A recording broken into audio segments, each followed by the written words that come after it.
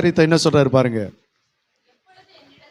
எப்பொழுது என்னிடத்தில் வருவேன், என் வீட்டிலே உத்தம இருதயத்தோடு நடந்து கொள்ளுவேன். என் வீட்டிலே உத்தம இருதயத்தோடு நான் என்ன செய்வேன், நடந்து கொள்வேன். உத்தமமான வழியில எப்படி நடப்பேன், விவேகமாய் நடப்பேன். ரெண்டாவது, என் வீட்டில நான் எப்படி நடப்பேன், உத்தம இருதயத்தோடு நடந்து கொள்வேன்.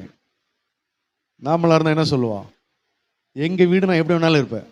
அதை யார் நீ கேட்குற? எப்படி? எங்க வீடு என் இஷ்டப்படி இருப்பேன். எங்க வீடு நான் என் இஷ்டப்படி வாழ்வேன். எங்க வீடு நான் என் இஷ்டப்படி பேசுவேன். எங்க வீடு என்ன கேட்க யாரும் இல்லை. இது நான் சம்பாரிச்ச வீடு, என்னுடைய வீட்டில் நான் எப்படி வேணாலும் இருப்பேன்.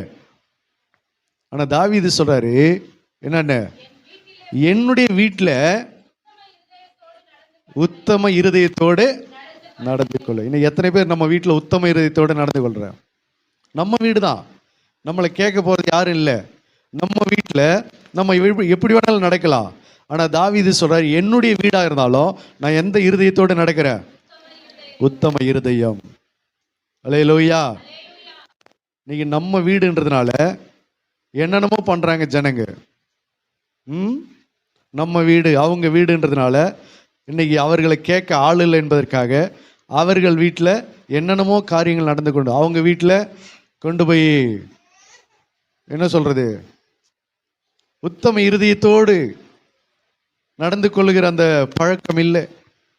அவங்கவுங்க வீட்டில் உட்காந்து ஃபோன் பேசுறது, அவங்கவுங்க வீட்டில் உட்காந்து டிவி கண்ட சினிமாவும் பார்க்கறது. காரணம், அவங்க வீடாம், அவங்க வீட்டில் அவங்க எப்படி வேணாலும் நடப்பாங்களாம். அல்லேலூயா.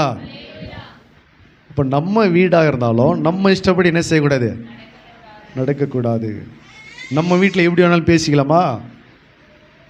நம்ம வீட்டில் நல்லா பயங்கரமாக அசிங்கமாக பேசிட்டு சபையில் வந்து நம்ம உத்தமமாக நடக்கிற மாதிரி பக்தியாக நடக்கிற மாதிரி காமிச்சு கொள்ளலாமா? இல்லை. நம்ம வீட்டில் முதல்ல உத்தம இருதயத்தோடு நடக்கணும். நம்ம வீட்டில் முதல்ல உத்தம இருதயத்தோடு நடந்து கொள்ளணும்.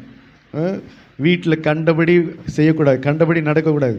சில வீட்டில் பார்த்தீங்கன்னா சரக்கு பாட்டில் வாங்கி போய் ஒளிச்சு வைக்கிறது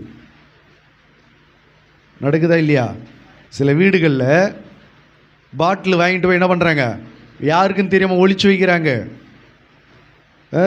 சிகரெட்டை கொண்டு போய் ஒளிச்சு வைக்கிறாங்க, போதை வஸ்துகளை கொண்டு போய் ஒளிச்சு வைக்கிறாங்க.